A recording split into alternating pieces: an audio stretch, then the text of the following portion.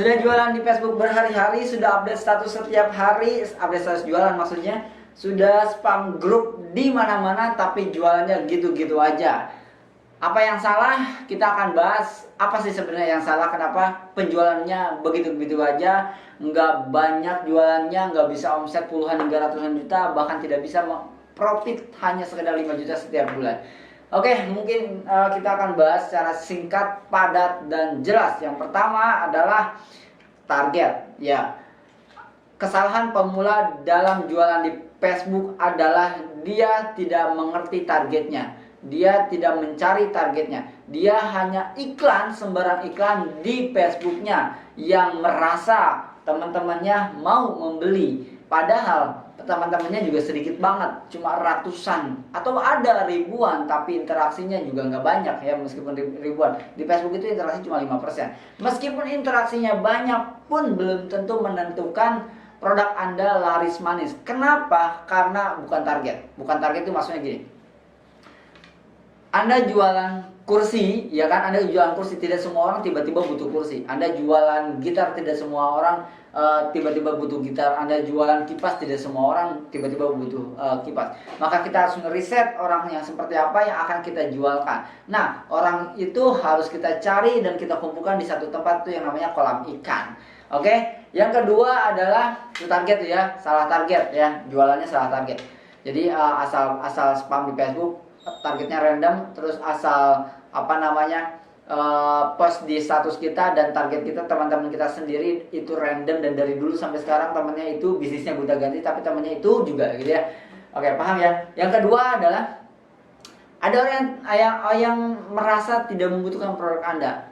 Nah, kalau orang yang merasa tidak membutuhkan produk Anda, ini masih bisa digocek gitu ya kalau di bola. Jadi masih bisa digocek dan bisa gol gitu, masih bisa dijualin ya. Karena mereka merasa produknya tidak membutuhkan produknya. Ini kita harus mencari kita harus bawa orang itu ke masa depan biasanya. Kalau saya kayak gitu, bawa ke 5 tahun yang akan datang, 10 tahun yang akan datang, dibikin konten sehingga mindsetnya pikirannya, oh ternyata saya harus beli ini gitu ya, oh ternyata saya harus beli ini gitu. Atau kalau kata ini namanya false belief ya. Jadi false belief itu ada sebuah kepercayaan, menghancurkan kepercayaan mindset si target kita. Contoh misalkan kalau kita prospek MLM ke si target kita, lalu si target kita nggak mau ikut dengan kita. Kenapa? Karena dia merasa nggak mau prospek ke teman dan saudaranya. Padahal yang harus kita kasih tahu adalah bahwa prospek itu nggak harus kepada teman-temannya dan nggak harus kepada saudaranya. Begitu juga jualan, nggak harus kepada teman-teman dan atau saudara. Berapa teman kita, berapa saudara kita? Sedikit sekali. Gimana caranya? Justru inilah bisnis online. Kita bisa menjangkau orang-orang yang tidak mengenal kita. Nah, jadi target yang kedua, target yang pertama, yang kedua adalah hancurkan kepercayaan mereka. Supaya mereka menjadi merasa membutuhkan produk kita. Ya sebenarnya dia butuh sebenarnya gitu ya. Dia bisa butuh sebenarnya, cuman belum merasa butuh ya. Padahal bisa menjadi butuh gitu ya. Paham ya? Yang ketiga apa nih?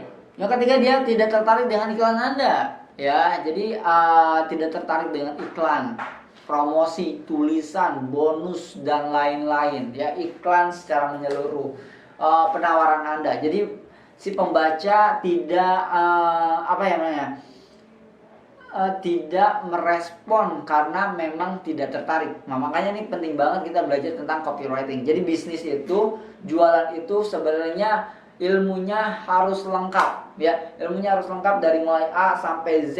Jadi nggak sembarangan doang kita beli stok terus kita jual di Facebook, beli stok jual di Facebook.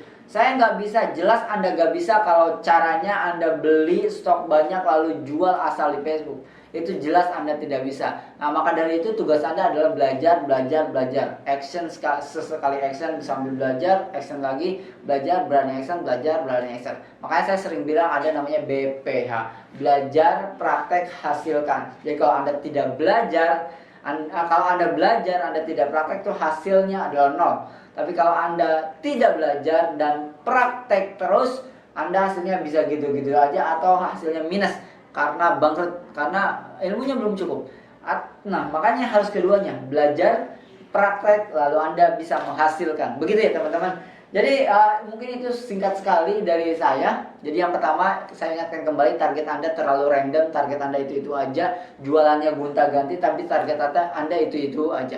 Yang kedua adalah false belief, bahwa jualan itu tidak harus ke teman-teman kita, tidak harus ke saudara kita. Sangat tidak harus gitu ya. Karena online ini sangat luas sekali dan itu harus Anda pelajari bagaimana caranya menemukan target Anda yang luas itu dan bagaimana caranya jualan kepada target Anda. Yang ketiga, makanya ini penting banget belajar ya. Yang ketiga adalah cara menulis iklan. Belajar cara menulis iklan ya. Kalau tulisan Anda tidak tidak menarik ya, promosi Anda tidak menarik, iklan Anda tidak menarik, tuh ya orang nggak mau beli.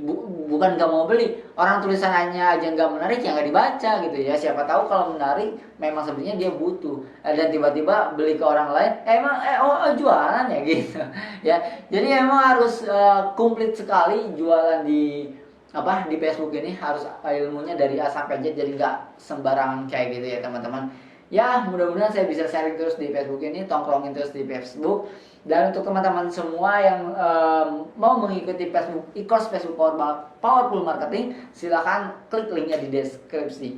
Saya Andri Budiman, salam Passive Income.